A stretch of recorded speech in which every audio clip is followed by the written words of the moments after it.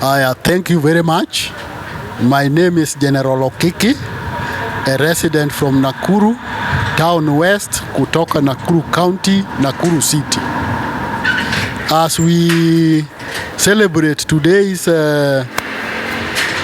Valentine Day, it is just a day that we chose to get happy ourselves and at least to relax and make sure that we share whatever little we have with the people that are also not having anything to celebrate about. That is why today you can see me in red, just to commemorate this day as a day that makes people feel they've been re-energized. Number two, we are talking about the current situation that is now making the country to be at a standstill. That is the AU aspect.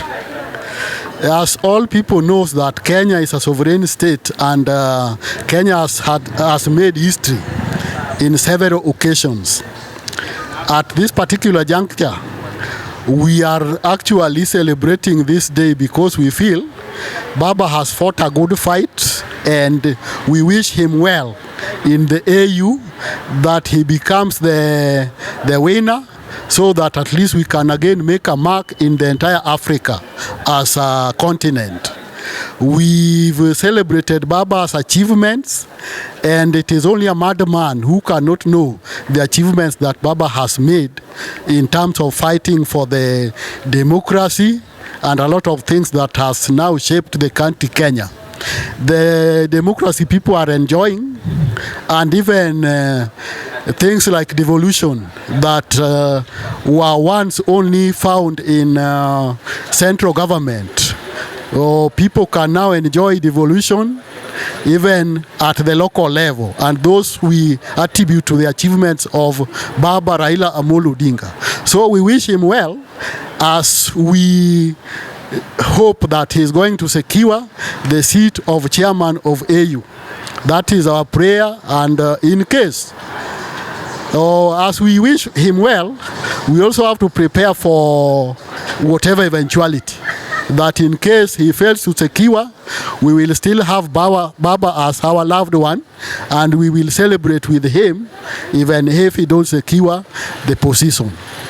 2027 is a defining moment in Kenya.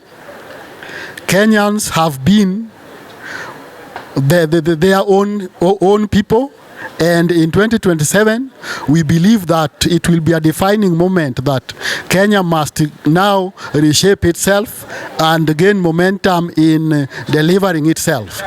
We've known that previously we've had problems and challenges in Kenya that makes people agonize and feel that the country is coming to a dead end because things that we thought could be working have come to a standstill.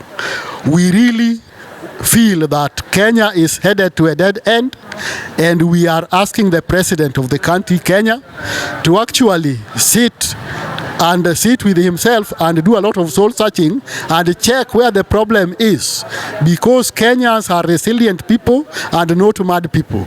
They've been in this country as their birth country, and therefore when there is a problem, I'm appealing to the president that when he hear people lament and cry, let him sit back and check where the problem could be, because Kenyans as at now are really crying.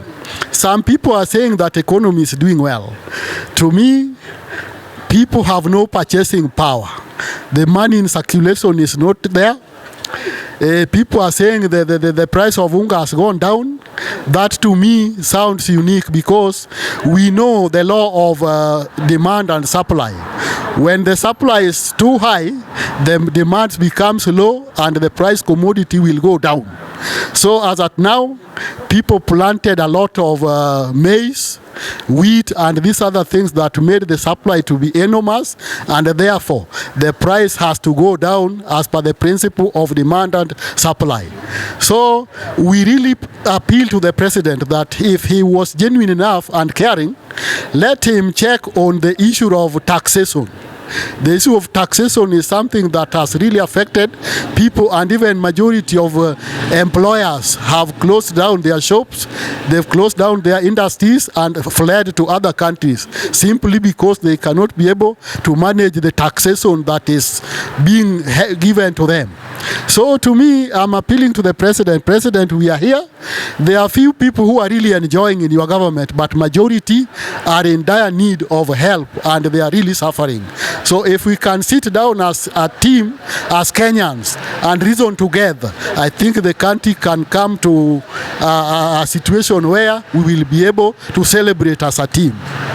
That is my take for today. And again, 2027, are you going to buy in Nakuru? Again, what I'm saying, the problem we have in Kenya is not even the President Ruto himself. The problem we have in Kenya are the MPs. Instead of playing their legislative roles, these MPs have chosen to check on what they can get in terms of their stomach.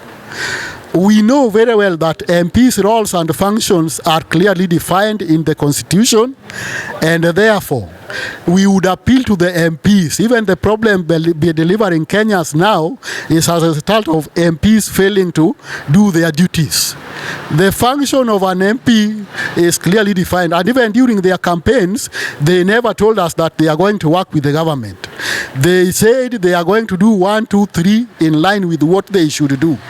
But again, MPs, most of them are claiming that they are going to work with the government. I want to ask MPs one simple question. We have 3 arms of government, that is legislature or parliament, we have the judiciary and the executive. So all these are forms of government. So it is sad when you hear an MP say he's going to work in the government, yet himself is an arm of the government.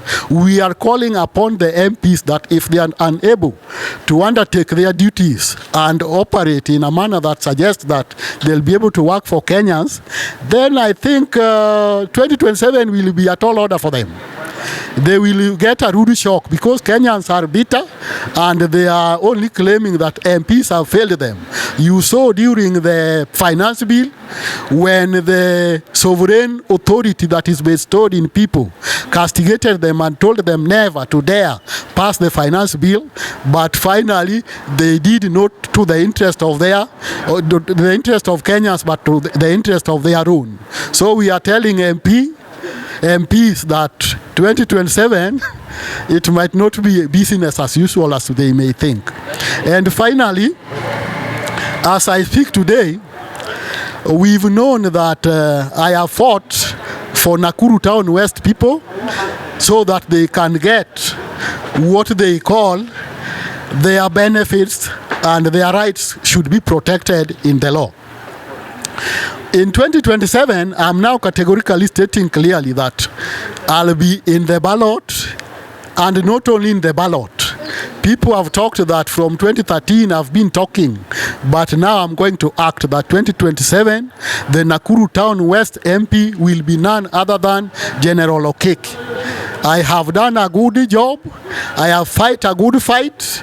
I have ensured that the services that people should be enjoying are enjoying through coercing the current MP, who at times not even thinking of about the lives of the residents of Nakuru Town West. So we are saying this, in 2027, Nakuru Town West has suffered, and Nakuru Town West is one of the constituencies within the county and within the city of Nakuru.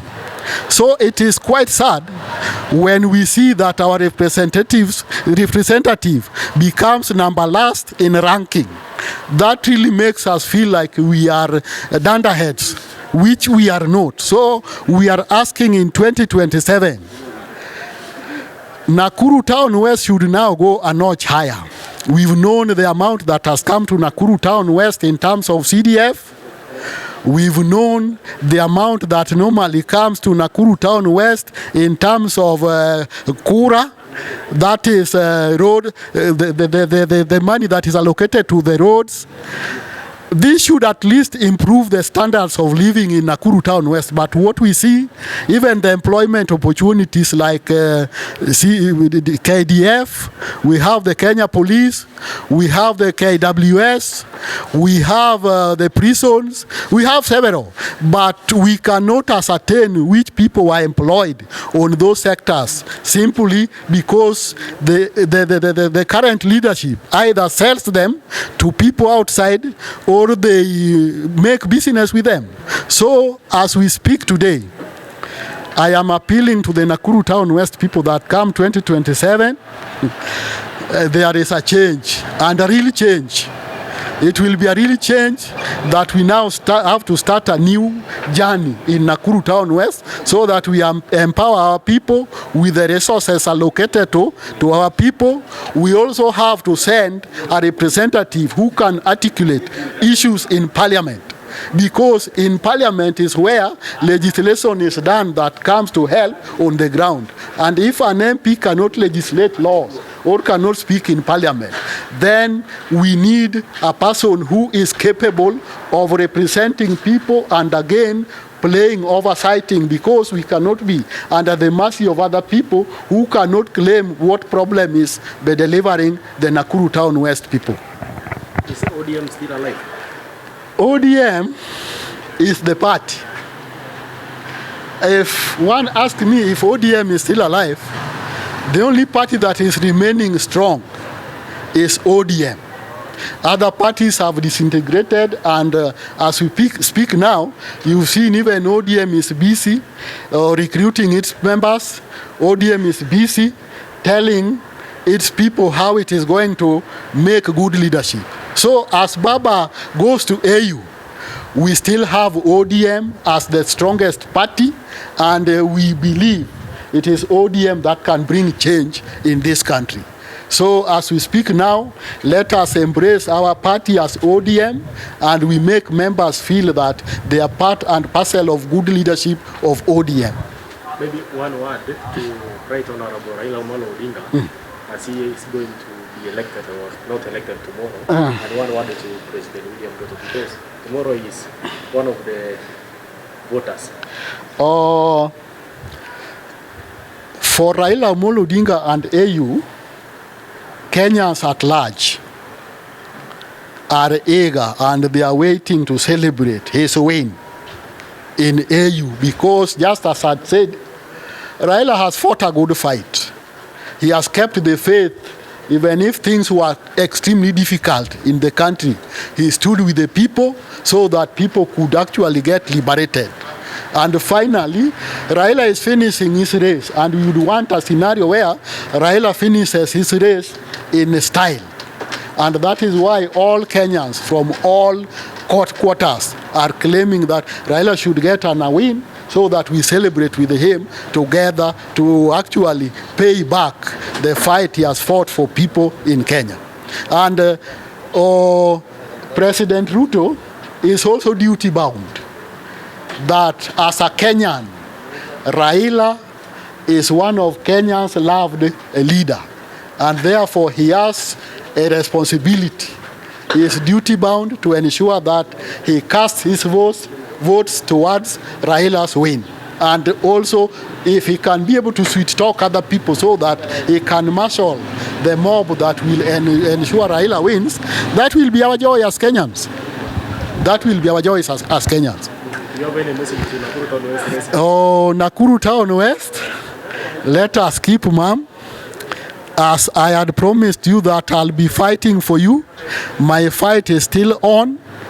I really cherish Nakuru Town West, and I would want to transform their lives. So in the leadership that they are going to bestow to me as from 2027, please, let us move forward and ensure that we transform lives and people enjoy.